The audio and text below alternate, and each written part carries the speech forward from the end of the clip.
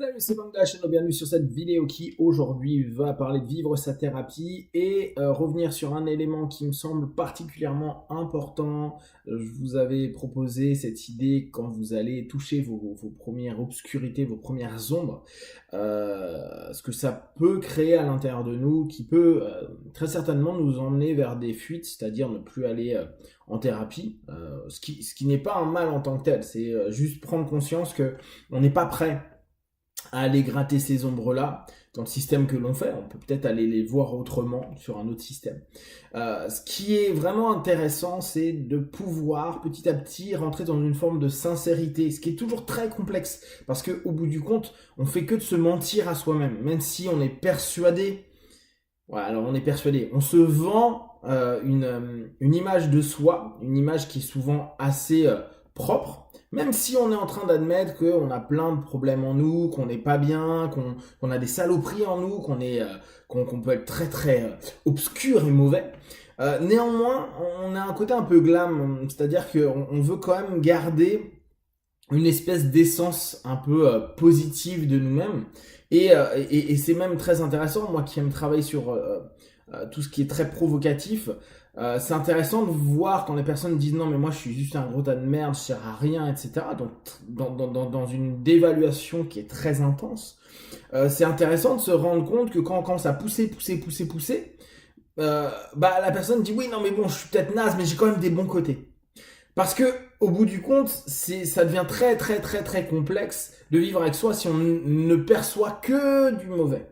Et parfois, parce qu'on a été habitué aux injonctions contradictoires, parce que on a été habitué aux strokes négatifs, on se nourrit de strokes négatifs par soi-même. Je suis pas capable, je suis nul, je suis ceci, je suis cela. Néanmoins, quand on commence à toucher vraiment ce qui va au-delà du comportemental, ce qui va au-delà de certaines conclusions d'expérience de vie, c'est-à-dire que on peut se dire je suis naze, je suis un connard ou je suis ceci parce que les expériences ont montré que à ce moment-là, par exemple, j'ai été lâche. À ce moment-là, j'ai vraiment coulé telle personne parce que j'étais en colère ou parce que j'ai un côté quand même un peu sadique là-dessus, etc., etc. Mais ça, c'est de l'expérience. Donc c'est du faire plutôt que de l'être. Ce qui est assez déroutant, c'est au moment où on commence à dépasser ces rapports comportementaux et arriver vers les motivations qu'il y a derrière, vers les rouages, le moteur, voire même l'essence qui va nourrir tout ça, et se rendre réellement compte qu'on a des aspects de nous qui sont dark, très sombres, très... quoi, là je vais utiliser le mot pathologique, c'est-à-dire que on pourrait se dire waouh, si ça c'est moi, euh, wow, ça peut être dangereux ou ça peut être gênant ou ça peut être pervers, ça peut être vicieux, mais d'un côté où on se dit ouais là je peux pas me le mentir. Alors quoi, je peux pas me le mentir. Ce qui est génial dans l'accompagnement et quand on le vit moi pour le vivre aussi quand je vais en cabinet, c'est de se dire ok, là je viens de capter quelque chose ou je ressens quelque chose, il y a un gros malaise dans le corps, il y a une sensation qui est présente et qui est hyper négative, on a des émotions qui remontent, on a un signifiant de tout ça qui fait ok, d'accord, là je suis en train de percevoir un truc, je sors de la séance, je le note, alors soit dans ma tête, soit sur papier, puis je me dis ouais là je suis pas bien, elle est pas cool. Et ce qui est assez extraordinaire, c'est tellement pas agréable que je vais avoir la faculté de le zapper, de le mettre un peu loin. De me souvenir qu'on en a parlé, hein, si je m'en souviens. Mais bon, la plupart du temps, on l'éloigne.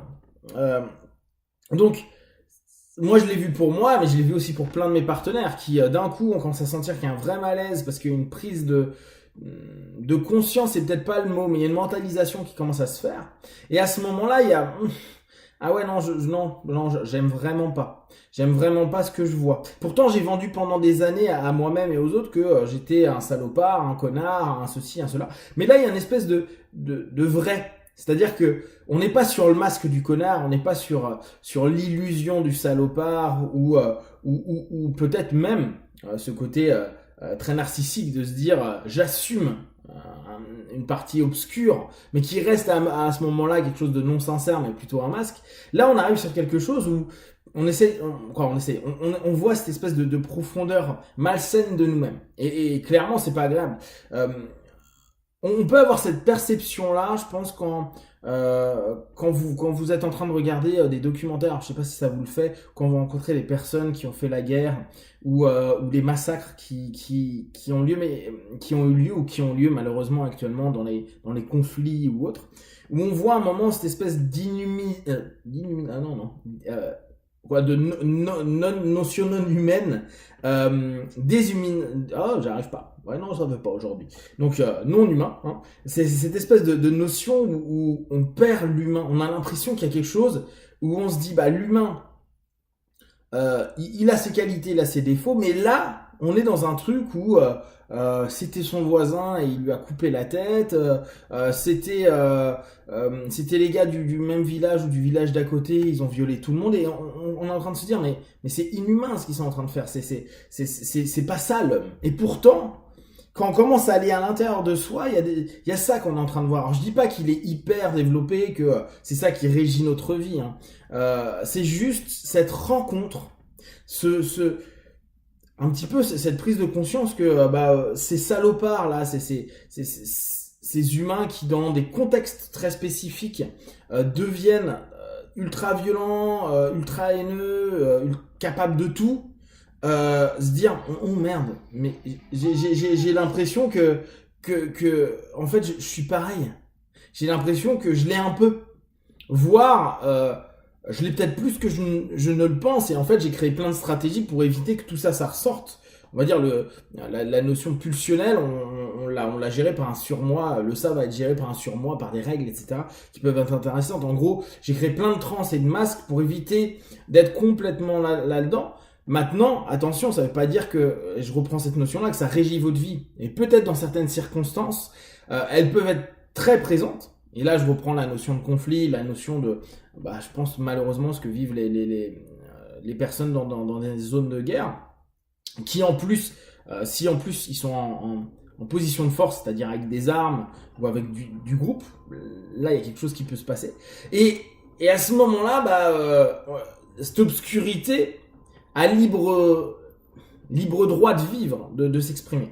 Quand nous, on est en train, dans notre thérapie, en train de se rendre compte d'un coup que, on a un peu ça, que on est cet humain qui a aussi vraiment un côté très obscur et pas simplement le côté je suis un salaud ou j'ai des mauvaises attitudes, etc. Mais qui a un truc qui fait qu'on n'est absolument pas dans de la lumière et de la bonté, de la bienveillance, il n'y a aucune intention positive, juste ouais, ça fait partie de nous. C'est une étape qui est complexe et que on a envie de fuir.